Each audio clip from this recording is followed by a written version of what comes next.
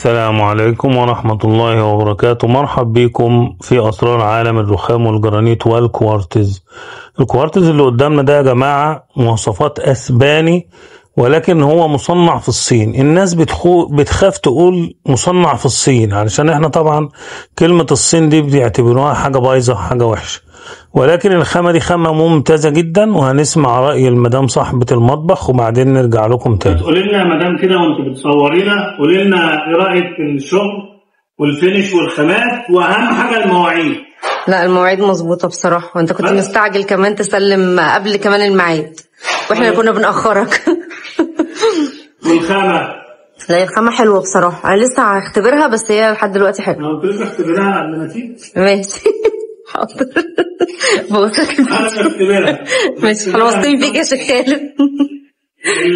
ايه كمان الفينش عشان برضه التصوير. لا الفينش جميل بصراحة. طيب قربي بقى على حماتك. حاضر.